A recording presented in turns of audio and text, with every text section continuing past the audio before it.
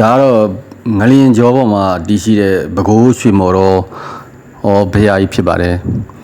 ငလျင်ကြောပေါ်မှာတည်ရှိတဲ့အတွက်ကြောင့်ကျွန်တော်တို့ဒေါက်တာပါဦးတမတဒေါက်တာပါဦးအထိ33ကြိမ်မြောက်နောက်ဆုံးကြိမ်ပြင်ခဲ့ရတာဖြစ်ပါတယ်ခင်ဗျာနော်ကျွန်တော်တို့ငလျင်တွေအခါလှုပ်တဲ့အတွက်ဘုရားကြီးဟာပြိုလိုက်ပြင်လိုက်မင်းဆက်ပေါ့လေပြိုလိုက်ပြင်လိုက်နဲ့အချိန်ပေါင်း32မှ3ခါပြုပြင်ခဲ့ရပါတယ်ဒီဖះကြီးကဖះရဲ့တမိုင်းကတော့တဖုတ်တာနဲ့ဗလိကညီနောင်ကုန်းတဲ့ညီနောင်ကနေစတာပေါ့ဗျာဒါပေမဲ့တကယ်တမိုင်းမှာတော့ကျွန်တော်တို့ဘယ်ကစလဲဆိုတော့မိထ္ထီလာဘယင်ပေါ့လေအဲ့ဒီကစတယ်ဗျဘယင်နေအဆက်ပေါ့လေဘယင်နေအဆက်မိထ္ထီလာဘယင်ကျွန်တော်တို့အစုံပေါ့တထုံဟန်တာရီကိုတိမ့်ပိုက်တဲ့ဘယင်တွေပကံပြည်ကဘယင်တွေအဆက်နောက်ဆုံးကျွန်တော်တို့ဒီဥနုလက်ထက်ဥနုပေါ့လေဥနုပြီးတော့ဒေါက်တာပါဦးထိကျွန်တော်တို့ဘယင်အဆက်ပြင်ခဲ့ရပါတယ်ဒါငလျင်ကြောမှာစောက်ထားတဲ့ဖြစ်တဲ့အတွက်ငလျင်လှုပ်တိုင်းကျွန်တော်တို့ဒီပဲခူးရွှေမော်တော်ဖះကြီးဟာ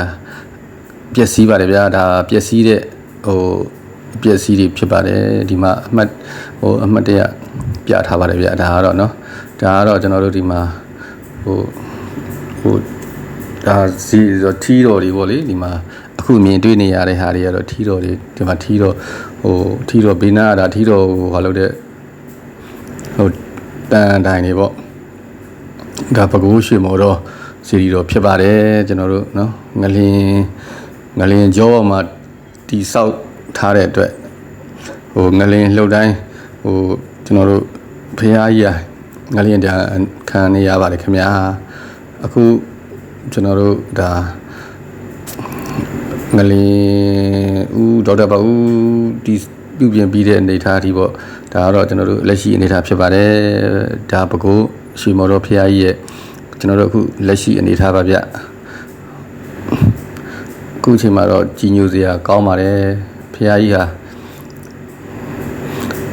ဒီနေ့အေးချမ်းပြီးတော့တက်ပဲလှပါတယ်ခင်ဗျာတကူကြီးပဲခူးရွှေမော်တော်ဖះကြီးရဲ့ညံတော်အမြင့်က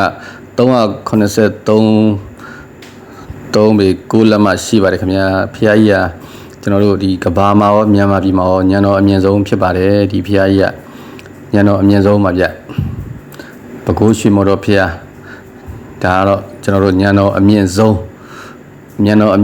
ဖះဖြစ်ပါတယ်နော်ညံတော်အမြင့်ဆုံးဖះကြီးမှာငလျင်လှုပ်နေတာတော်တော်လေးကျွန်တော်တို့စေမကောင်းဖြစ်ရပါတယ်ပဲခူးရွှေမော်တော်ဖះအားလုံးဖူးမြော်နိုင်အောင်ကျွန်တော်တို့တင်ပြပေးလိုက်ပါတယ်အားလုံးကျမ်းမာချမ်းသာကြပါစေခင်ဗျာစိတ်သွားတိုင်းကိုပါလို့လိုရဆန္ဒပြေဝကြပါစေစီဝါလက်လက်ပါတိုးတက်ကြပါစေဒါကတော့ကျွန်တော်တို့ပြိုကျသွားတဲ့နေရာရဲ့စိတ်ပိုင်းတစ်ခုဖြစ်ပါတယ်ဖះကြီးရဲ့စိတ်ပိုင်းပါဗျဒါအားလုံးကျမ်းမာချမ်းသာကြပါစေစီးပွားလက်လက်ပါတိုးတက်ကြပါစေလှုပ်တိုင်းမြောက်လို့စောင်းတိုင်းအောင်ကြပါစေနော်စိတ်သွားတိုင်းကိုပါလို့ကျမ်းမာပြီးတော့ချမ်းသာကြပါစေအားလုံး